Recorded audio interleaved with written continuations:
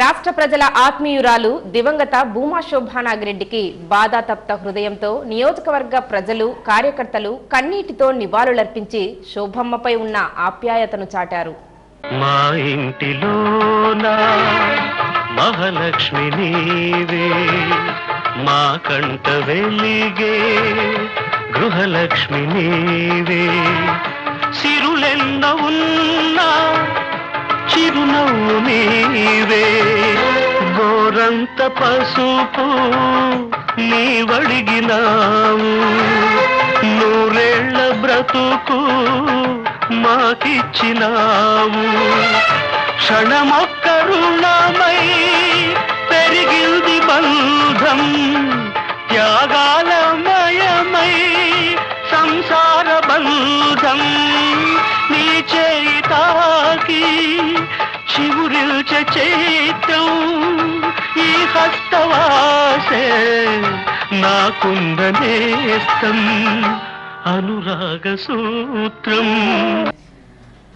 ఆళ్లగడ్డ పట్టణ శివారులోని శోభమ్మ ఘాట్ వద్ద నిర్వహించిన సంతాప సభలో భూమా నాగిరెడ్డి, ఏవి సుబ్బారెడ్డిలతో పాటు భూమా కుటుంబీకులందరూ హాజరై ఘనంగా నివాళులర్పించారు.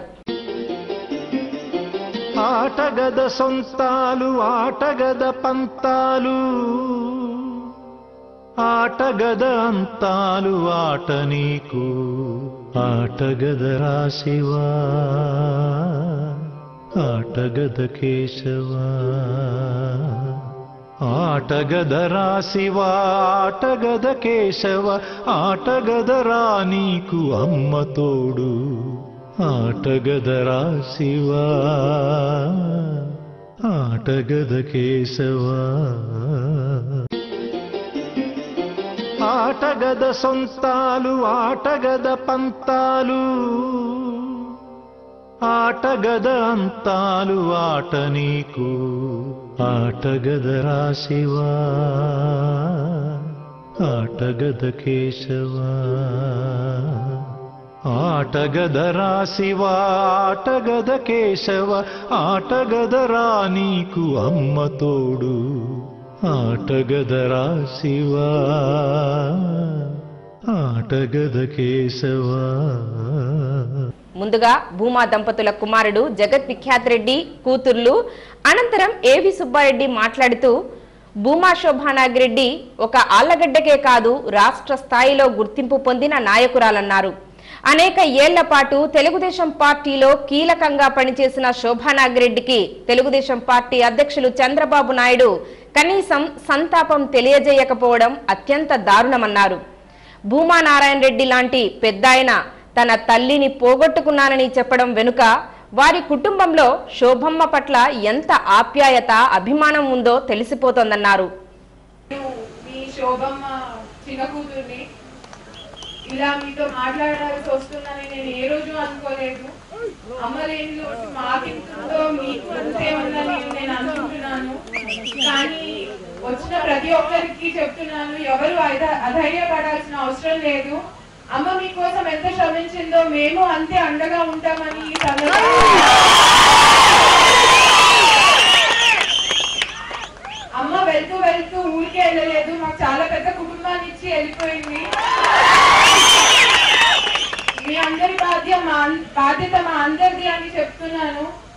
అండ్ మేమందరం మీకోసము తప్పకుండా పనిచేస్తాము, ఇక్కడే ఉంటాము. మాకు మీ అందరూ ఉన్నారని నేను నమ్ముతున్నాను. అమ్మ ఎక్కడికి వెళ్ళలేదు, మన నమ్మకంలోనే ఉందని నేను నమ్ముతున్నాను. మీ నమ్మకంలో కూడా ఎప్పుడు అలాగే ఉంటుంది అని నేను నమ్ముతున్నాను. ఆ నమ్మకంని భూమా కుటుంబం ఖచ్చితంగా నిలబెట్టుకుంటుంది. అమ్మ గురించి ఇలా ఇక్కడ మీతో మాట్లాడాల్సి వస్తుందని ఎప్పుడు అనుకోలేదు. అమ్మ మమ్మల్ని ఎలా చూస్తుందో మిమ్మల్ని కూడా అలాగే చూస్తుంది. నేను ఎక్కువ మాట్లాడలేకపోతున్నాను. ఇప్పుడు వచ్చే ఎలక్షన్స్ కి అందరూ అమ్మకు ఓటేసి మళ్ళీ బ్రతికించాలని కోరుకుంటున్నాను.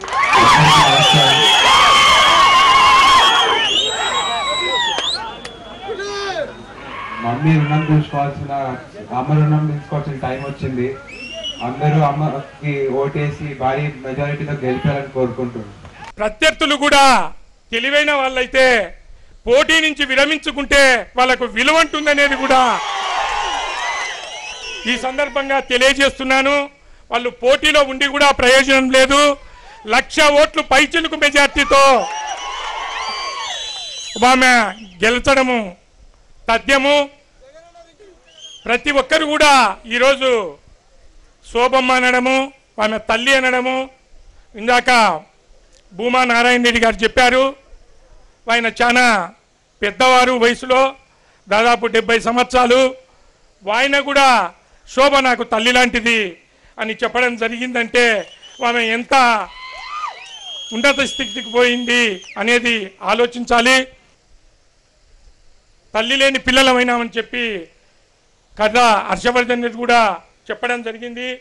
మనం ఈరోజు నిజమైన నివాళులు అర్పించాలంటే రేపు 7వ తేదీ జరగబోయే ఎన్నికల్లో ప్రతి ఒక్కరు కూడా మహిళా తల్లులైతే ఈరోజు నేను అనుకుంటున్నాను, పార్టీలకు అతీతంగా కాంగ్రెస్ కానీ తెలుగుదేశం కానీ ఎన్ని పార్టీలు పోటీలు ఉన్నప్పటికీ కూడా గ్రూపులు కానీ అన్నీ మర్చిపోయి శోభానాయురెడ్డి గారికే ఓటు వేస్తారని కూడా నేను నమ్ముతా ఉన్నాను.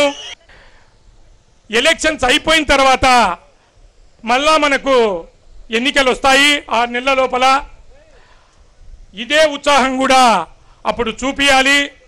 అప్పుడు మనకు అభ్యర్థి ఎవరు అనేది కూడా మీరందరూ కూడా ఆలోచన చేస్తూ ఉంటారు.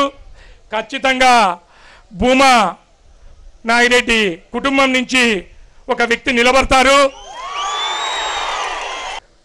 వారిని కూడా శోభానాగిరెడ్డి గారికి ఎంత మెజార్టీ వచ్చిందో అంతే మెజార్టీతో వారి కుటుంబ సభ్యులు కూడా గెలిపియాలని భూమా నాగిరెడ్డి మాట్లాడుతూ శోభానాగిరెడ్డి మరణం అత్యంత బాధాకరమన్నారు. ఇది తమ కుటుంబానికి తీరని లోటన్నారు. ఆమె తలలో నాలుకగా అందరినీ బాగా చూసుకుంది. ఇంకా నన్నైతే చాలా చాలా బాగా చూసుకుంది. ఆమె లేని ప్రతి క్షణం కూడా ఒక నరకంగా ఉంది అనేటువంటి విషయాన్ని కూడా ఈ సందర్భంగా తెలియజేస్తాను. ఎందుకంటే ఆమెను చెప్పాలంటే నాకు భార్యగా కాదు, నిజంగా చెప్పాలంటే తల్లిగా చూసుకుంది నన్ను. ఒక మంచి స్నేహితురాలుగా ఉంది. ఒక మాటలో చెప్పాలంటే సర్వస్వం నాకు శోభే అని చెప్పి కూడా మనవి చేస్తూ ఉన్నాం. ఈరోజు ఆమె లేదు అంటే అసలు ఎలా ముందుకెళ్ళాలనో కూడా తెలియనటువంటి అంత శూన్యంగా కనిపిస్తూ ఉంది. ఆళ్లగడ్డలో అత్యధిక మెజారిటీతో గెలిపించి విజయ దుందుబి మోగించి జగన్మోహన్ రెడ్డికి ఇచ్చిన హామీని నిలబెట్టుకుంటామన్నారు. ఆళ్లగడ్డ కన్నా నంద్యాలలో అత్యధిక మెజారిటీ సాధించాలనేది శోభానాగిరెడ్డి ఆశయమన్నారు. శోభానాగిరెడ్డి తీపి జ్ఞాపకాలు ఎల్లప్పుడూ తన వెంటే ఉండే విధంగా శోభమ్మ ఘాట్లో మృతి చెందిన తన కుటుంబ సభ్యులందరి జ్ఞాపకాలను అక్కడ ఉండే విధంగా ఘాట్ను తీర్చిదిద్దుతానన్నారు. అడుగున ఆమె జ్ఞాపకాలు ఉండాలని చెప్పి ఇక్కడ ఇంత సైట్లో ఇక్కడ కార్యక్రమం జరిపాము. రాబోయే రోజుల్లో ఇదే ప్రాంతంలో ఆమె తీపి గుర్తులన్నీ కూడా ఇక్కడనే భద్రపరుచుకుంటున్నాను. ఇక్కడే ఇల్లు కూడా కట్టుకొని ఇక్కడనే ఉండబోతా ఉన్నాను అన్న విషయం కూడా నాకు తెలుస్తుంది. సో ఎప్పుడు ఎక్కడ ఏదైనా శోభ నా ఎంట ఉంటుంది, నా పక్కనే ఉంటుంది అనే ఒక ధైర్యంతో నేను ముందుకెళ్తాను. ఇక్కడ ఇది శోభమ్మ ఘాటు చాలా చాలా భారీగా పెద్దగా మా అన్నగారిని అందరినీ కూడా ఇది అక్కడ కంప్లీట్గా ఇక్కడనే జ్ఞాపకార్థంగా పెట్టుకొని శోభతో పాటు వాళ్ళను కూడా ఇది ఒక పెద్ద ఘాటుగా పెట్టుకొని ఇక్కడ దాని వెనకాలనే ఒక ఇంటిని కూడా కట్టుకొని ఇక్కడి నుంచే ఉంటానని చెప్పి కూడా మీ అందరికీ. ఆళ్లగడ్డ నియోజకవర్గ ప్రజలకు శోభమ్మ ఏ హామీలిచ్చారో మీ అందరి ఆశీస్సులతో ఆ హామీలన్నింటినీ నెరవేరుస్తామన్నారు. ఆమె కళ నెరవేర్చడానికి ప్రతి ఒక్కరూ కృషి చేయాలని కోరారు. జగన్మోహన్ రెడ్డిని ముఖ్యమంత్రిని చేసుకోవాలనే తపన ఆశయంతోనే ఆ కుటుంబంపై ఈగ కూడా వాలకుండా నిరంతరం వారి వెంటే ఉంటూ అండగా నిలిచారని గుర్తు చేశారు. ప్రపంచంలోనే కని విని ఎరుగని రీతిలో శోభమ్మకు అత్యధిక మెజారిటీనిచ్చి ఆమె ఆత్మకు శాంతి చేకూర్చేలా ప్రతి ఒక్కరూ కృషి చేయాలని కోరారు. శోభమే చూసుకుంది, అది ఎన్నికల సమయంలో మళ్ళీ కరెక్ట్గా నాకు ఓటు వేస్తే కూడా చెల్లుతుంది అనేటువంటి ఆ ఈసీ ప్రకటించడంతో నిజంగా శోభంగా ఉంది అని నేను భావించాను. సో ఈరోజు అన్ని రికార్డులనే సృష్టించుకుంటుంది. ప్రపంచ దేశంలోనే అరుదైనటువంటి సంఘటన, ఇలా చనిపోయిన వ్యక్తికి ఓటేసేటువంటి పరిస్థితి రావడం అనేది చాలా ఇంకా ఎప్పుడు రావు కూడా.